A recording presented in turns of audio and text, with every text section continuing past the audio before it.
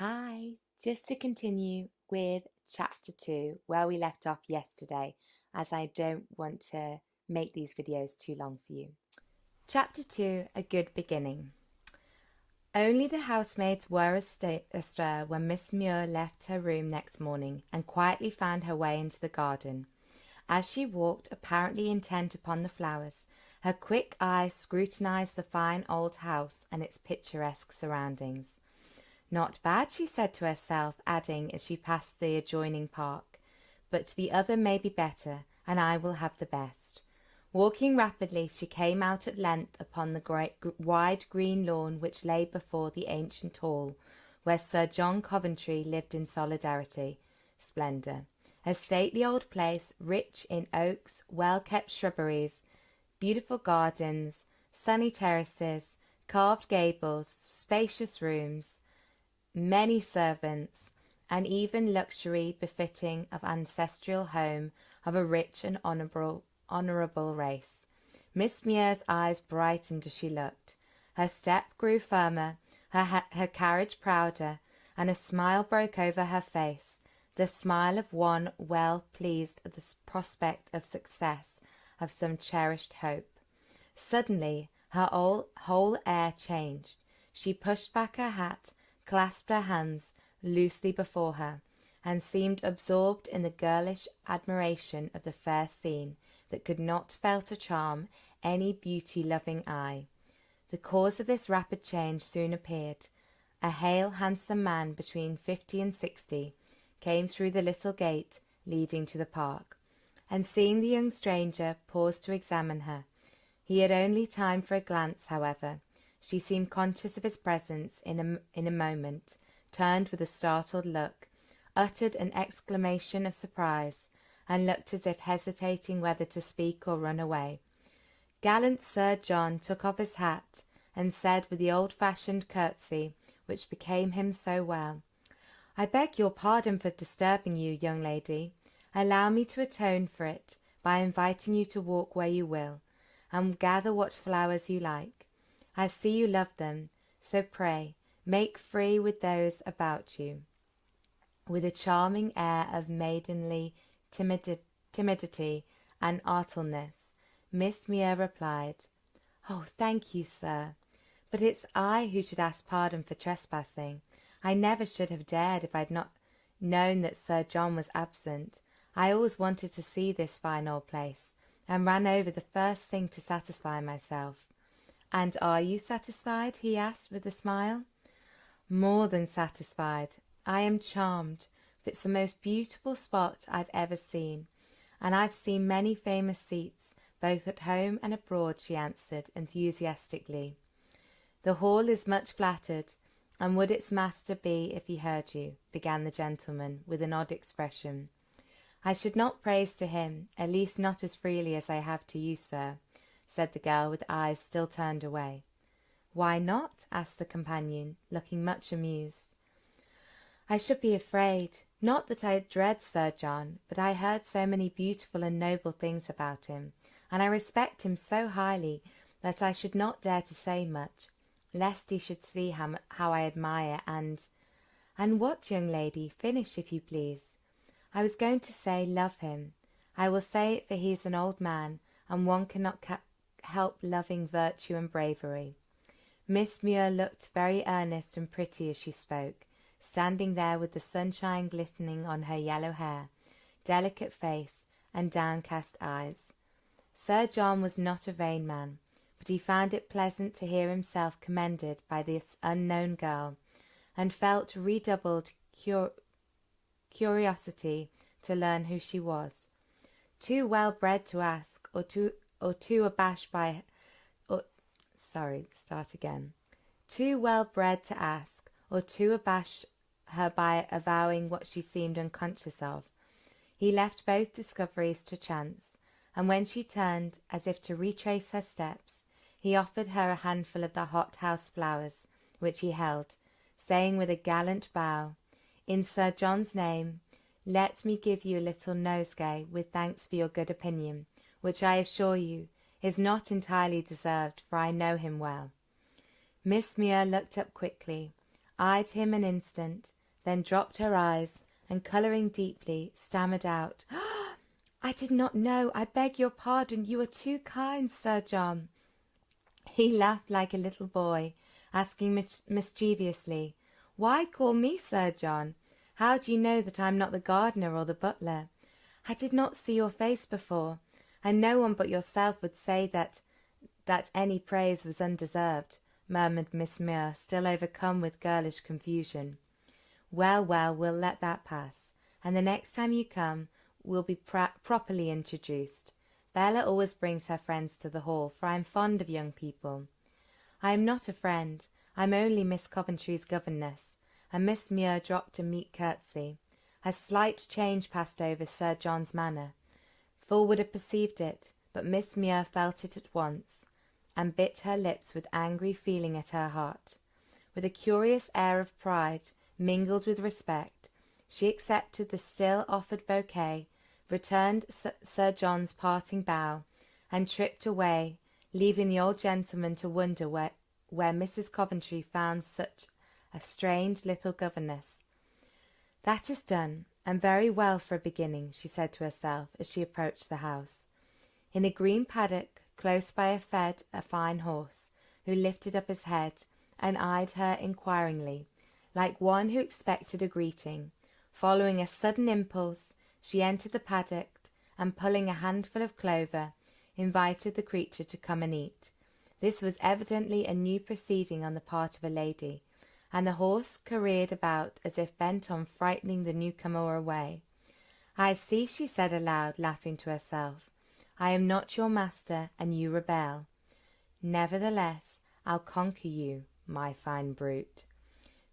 Seating herself in the grass, she began to pull daisies, singing idly the while, as if unconscious of the spirited prancings of the house. Presently he drew near, sniffing curiously, and eyeing her with a surprise. She took no notice, but plaited the daisies and sang on as if he was not there. This seemed to pique the petted creature, for slowly approaching he came at length, so close that he could smell her little foot and nibble at her dress.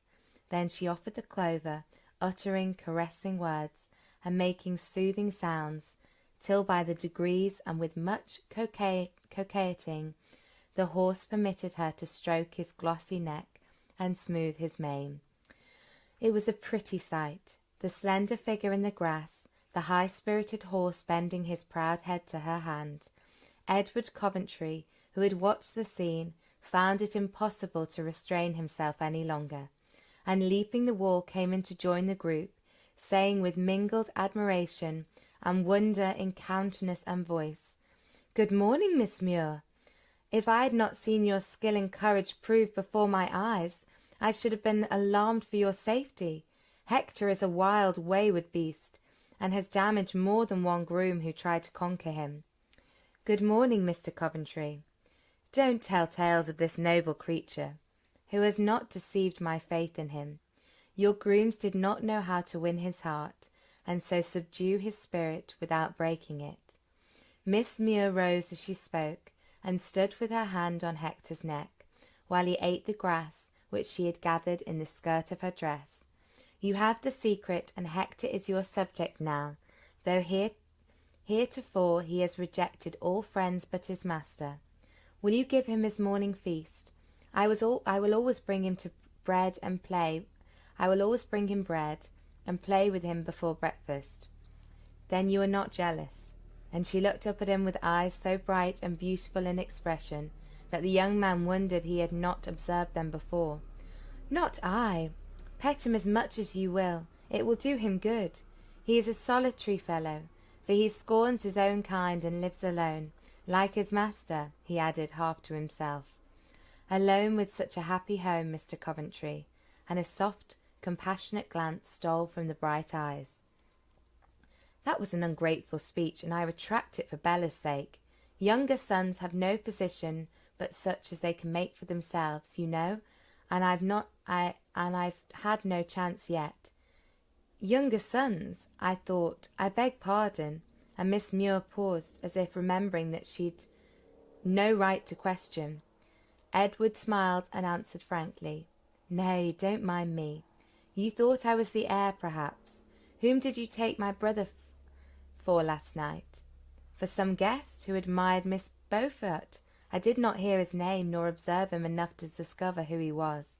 I only saw your mother, your charming little sister, and—" She stopped there with a half-shy, half-grateful look at the young man, which finished the sentence better than any words.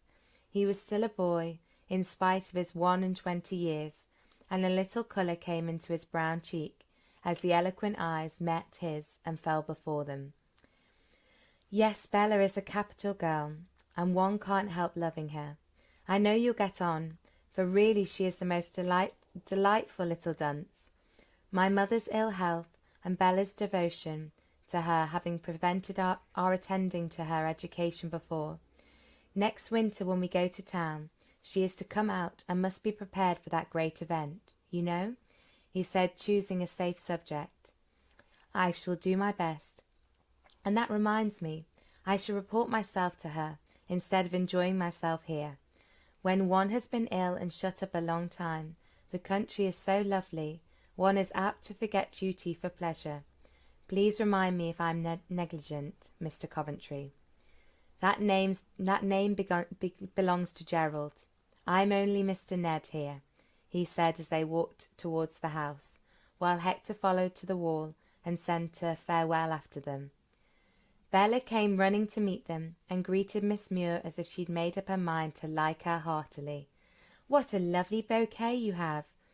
I never can arrange flowers prettily, which vexes for me, for mamma is so fond of them, and cannot go out herself. You have charming taste," she said, examining the graceful posy which Miss Muir had improved by adding feathery grasses, delicate ferns, and fragrant wild flowers to Sir John's exotics. Putting them into Bella's hand, she said in a winning way, "Take them to your mother, then, and ask her if I may have the pleasure of making her a daily nosegay, for I should find real delight in doing it, if that would please her." "How kind you are! Of course it would please her. I'll take them to her while the dew is still on them," and away flew Bella, eager to give the flowers and the pretty message to her mother. Edward stopped to speak to the gardener, and Miss Muir went up the steps alone. The long hall was lined with portraits, and pacing slowly down it, she examined them with interest. One caught her eye, and pausing before it, she scrutinized it carefully. A young, beautiful, but haughty female face. Miss Muir suspected at once who it was, and gave a decided nod, as if she saw and caught at some unexpected chance. A soft rustle behind her made her look around, and seeing Lucia she bowed, half turned, as if for another glance of the picture, and said as if involuntary, "How beautiful it is! May I ask if it's an ancestor, Miss Beaufort?" "It's the likeness of my mother," was the reply, given with a softened voice and eyes that looked up tenderly. "Ah, I might have known from the resemblance, but I scarcely saw you last night. Excuse my freedom, but Lady Sydney treated me as a friend, and I forget my position. Allow me." As she spoke, Miss Muir stopped to return the handkerchief which had fallen from Lucia's hand, and did so with a humble mien which touched the other's heart, for though proud, it was a very generous one. "Thank you. Are you better this morning?" she said graciously, and having received an affirmative reply, she added as she walked on, "I will show you the breakfast room. As Bella is not here, it's a very informal meal with us, for my aunt is never down, and my cousins are very irregular in their hours. You can always have yours when you like, without waiting for us if you're an early riser." Bella and Edward appeared before the others were seated, and Miss Muir quietly ate her breakfast, feeling very satisfied with her hour's work. Ned recounted her exploit with Hector, Bella delivered her mother's thanks for the flowers, and Lucia more than once recalled with pardonable vanity that the governess had compared her to her lovely mother, expressing by a look as much admiration for the living likeness as for the painted one. All kindly did their best to make the pale girl feel at home, and their cordial manner seemed to warm and draw her out, for as soon as she put off her sad, meek air and entertained them with anecdotes of her life in Paris, her travels in Russia, when governess in Prince Jermadov's family, and all manner of witty stories that kept them interested and merry long after the meal was over. In the middle of an absorbing adventure, Coventry came in, nodded lazily, lifted his brows as if surprised at seeing the governess there, and began his breakfast as if in anew of another day had already taken possession of him. Miss Muir stopped short, and no entreaties could induce her to go on. Another time I will finish it if you like. Now, Miss Bella and I shall be at our books, and she left the room, followed by her pupil, taking no notice of the young master of the house, beyond a graceful bow in answer to his careless nod. Merciful creature, she goes when I come, does not make life unendurable by moping about before my eyes. Does she belong to the moral, the melancholy, the romantic, or the dashing class, Ned? Said Gerald, lounging after his coffee as he did over everything he attempted. To none of them. She is a capital little woman. I wish you had seen her tame Hector this morning, and Edward repeated his story. Not a bad move on her part, said Coventry in reply. She must have been an observing as well as an energetic young person to discover your chief weakness and attack it so soon. First tame the horse, and then the master. It'll be amusing to watch the game. Only I shall be under the painful necessity of checkmating you both if it gets serious. You needn't exert yourself, old fellow, on my account. If I was not above thinking ill of an inoffensive girl, I should say you were the prize best worth winning, and advise you to take care of your own heart, if you've got one, which I rather doubt. I often doubt it myself, but I fancy the little Scotch woman will not be able to satisfy either of us upon that point. How does your Highness like her? Asked Coventry of his cousin, who sat near him. Better than I thought I should. She is well bred, unassuming, and very entertaining when she likes. She has told us some of the wittiest stories I've ever heard in a long time. Didn't our laughter wake you? Replied Lucia. Yes. Now atone for it by amusing me with a repetition of these witty tales. That's impossible. Her accent and manner are half the charm, said Ned. I wish you'd kept away 10 minutes longer, for your appearance spoilt the best story of all. Why didn't she go on? Asked Coventry, with a ray of curiosity. You forget that she overheard us last night, and I must feel that you consider her a bore. She has pride, and no woman forgets speeches like that you made, answered Lucia. Oh, or forgives them either, I believe. Well, I must be resigned to languish under her displeasure then. On Sidney's account, I take slight interest in her, not that I expect to learn anything from her, for a woman with a mouth like that never confides or confesses anything. But I have fancied to see what captivated him, for captivated he was, beyond a doubt, and by no lady who met in society. Did you ever hear anything of it, Ned? Asked Gerald. I'm not fond of a scandal or gossip, and never listen to either. With which remark Edward left the room. Lucia was called out by the housekeeper a moment after, and Coventry left to the society most wearisome to him, namely his own. As he entered, he caught a part of the story which Miss Muir had been telling, and it had excited his curiosity, so much that he found himself wondering what the end could be, and wishing that he might hear it. What the deuce did she run away for when I came in? He thought. If she is amusing, she must make herself useful, for it's interestingly dull. I own here in spite of Lucia. Hey, what's that? It was a rich, sweet voice singing like a brilliant Italian air, and singing it with an expression that made the music doubly delicious. Stepping out of the French window, Coventry strolled along the sunny terrace, enjoying the song with the relish of a connoisseur. Others followed, and still he walked and listened, forgetful of weariness or tune. As one exquisite air ended, he involuntarily applauded. Miss Muir's face appeared for an instant, then vanished, and no more music followed, though Coventry lingered, hoping to hear the voice again. For music was the one thing of which he never wearied, and neither Lucia nor Bella possessed skill enough to charm him. For an hour he loitered on the terrace or the lawn, basking in the sunshine, too indolent to seek occupation or society. At length Bella came out, hat in hand, and nearly stumbled over her brother, who lay on the grass. "You lazy man! Have you been dawdling here all this time?" she said, looking at him. "No, I've been very busy. Come and tell me how you got on with the little dragon." "Can't stop. She bade me to take a run after my French, so I might be ready for my drawing, so I must. It's too warm to run. Sit down and amuse your deserted brother, who has no society but bees and lizards, for an hour."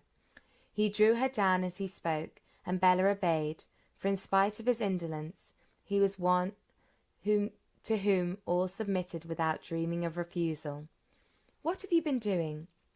"Muddling your poor little brains with all manner of elegant rubbish." "No, I've been enjoying myself immensely. Jane is so interesting, so kind and clever. She didn't bore me with any stupid grammar, but just talked to me in such pretty French that I got on capitally, and I like it as I never expected to, after Lucia's dull way of teaching it." "What did you talk about?" "Oh, all manner of things. She asked questions, and I answered, and she corrected me." "Questions about our affairs, I suppose?" "Not one. She didn't care two souls for our affairs. I thought she might like to know what sort of people we were, so I told her about Papa's sudden death, Uncle John and you, and Ned, but in the midst of it she said in her quiet way, 'You're getting too confidential, my dear. It's not best to talk too freely of one's affairs to strangers. Let us speak of something else.'" "What were you talking of when she said that, Belly?" "You." "Ah, then no wonder she was bored." "She was tired of my chatter, and I didn't hear half I said, for she was busy sketching something for me to copy, and thinking of something more interesting than the Coventrys." "How do you know?" "By the expression of her face." "Did you like her music, Gerald?" "Yes." "Was she angry when I clapped?" "She looked surprised, then rather proud, and then shut the piano at once.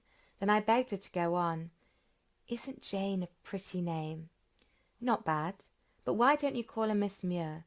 "She begged me not to. She hates it, and loves to be called Jane alone. I've imagined such a nice little romance about her, and some day I should tell her, for I'm sure she has a love trouble." "Don't get such nonsense into your head, but follow Miss Muir's well-bred example, and don't be curious about other people's affairs. Ask her to sing tonight. It amuses me." "She won't come down, I think. We plan to read and work in my boudoir, which is to be our study now. Mamma will stay in her room, so you and Lucia have the drawing-room all to yourselves." "Thank you. What will Ned do?"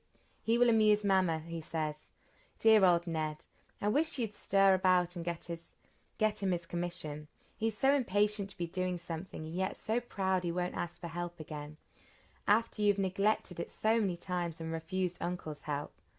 "I'll attend to it very soon. Don't worry, me child. He'll do very well for a time, quietly here with us." "You always say that." "And you know he chafes and is unhappy at being dependent on you. Mamma and I don't mind, but he's a man, and it frets him. He said he'll take matters into his own hands soon. Then you may be sorry you were slow in helping him. Miss Muir is looking out of the window. You better go and take your run, else she will scold." "Not she. I'm not a bit afraid of her. She's so gentle and sweet. I'm fond of her already. You'll get as brown as Ned lying here in the sun. By the way, Miss Muir agrees with me, thinking him handsomer than you. I admire her taste, and quite agree with her. She said he was manly, and that he was more attractive, and that was more attractive than beauty in a man. She does express things so nicely. Now I'm off." And away danced Bella, humming the burden of Miss Muir's sweet song. Energy is more attractive than beauty in a man. She is right, but how the deuce can a man be energetic with nothing to expand his energies upon? Mused Coventry with his hat over his eyes.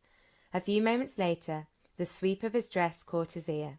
Without stirring, her sidelong glance showed him Miss Muir coming across the terrace as if to join Bella. 2 stone steps led down to the lawn. He lay near them, and Miss Muir did not see him till close up upon him.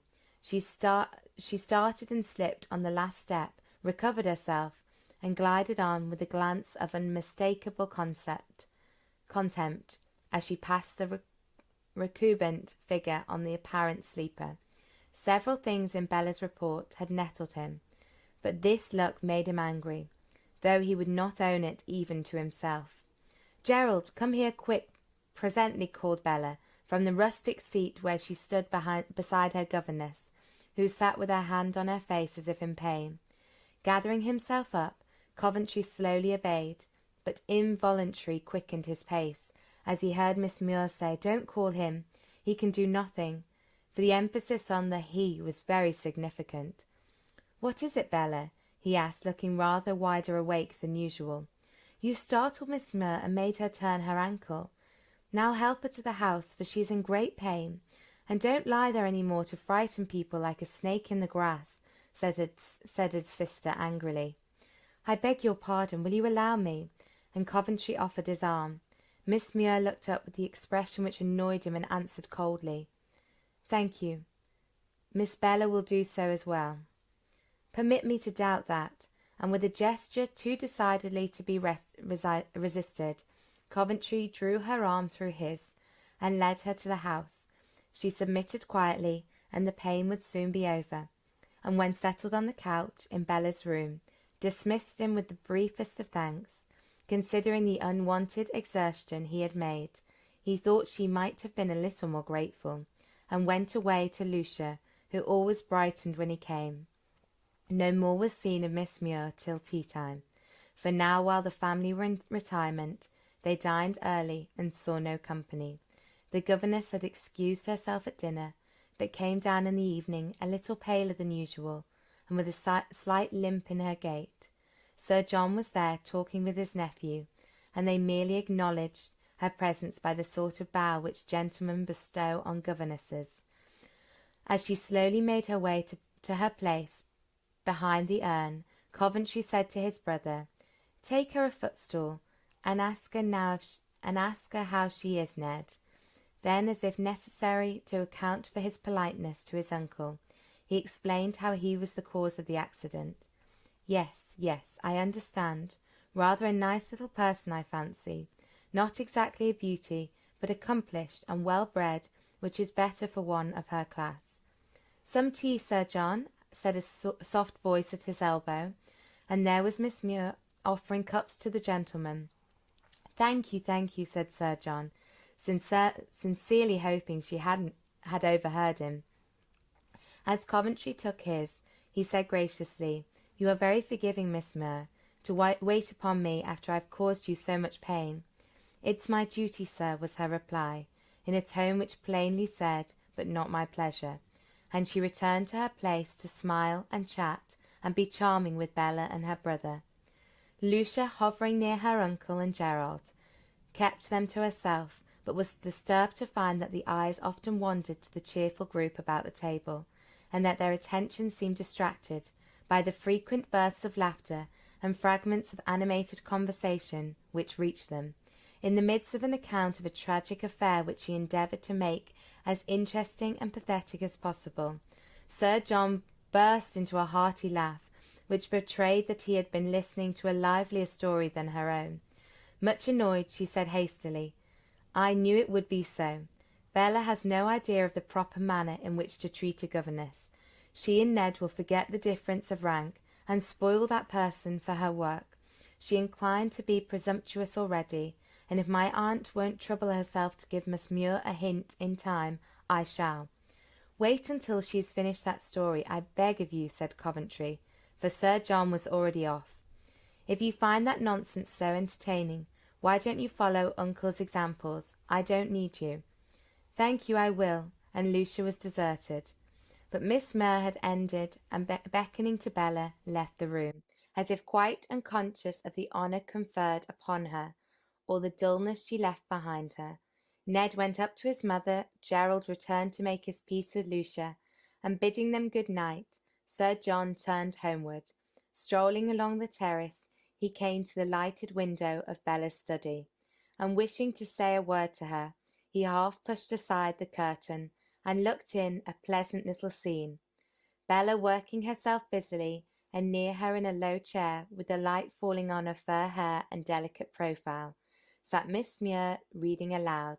Novels, thought Sir John, and smiled at them for a pair of romantic girls. But pausing to listen a moment before he spoke, he found it was so novel, but history, read with a fluency which made every fact interesting, every sketch of character memorable, by the dramatic effect given to it. Sir John was fond of history, and failing eyesight often curtailed his favourite amusement. He had tried readers, but none suited him, and he had given up the plan. Now as he listened, he thought how pleasantly the smooth flowing voice would while away his evenings, and he envied Bella her new acquisition.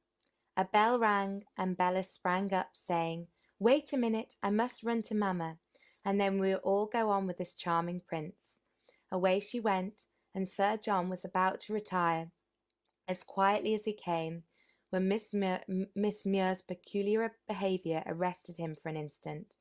Dropping the book, she threw her arms across the table, laid her head down upon them, and broke into a passion of tears, like one who could not bear restraint no longer. Shocked and amazed, Sir John stole away, but all that night the kind-hearted gentleman puzzled his brains about his niece's interesting young governess, quite unconscious that she intended he do so. Ooh, interesting. So she is tricking them all by the looks of things. All right, that is the end of chapter 2. I'm going to look forward to seeing you on our next video for chapter 3. Have a wonderful day, take care of yourselves, and see you soon. Goodbye.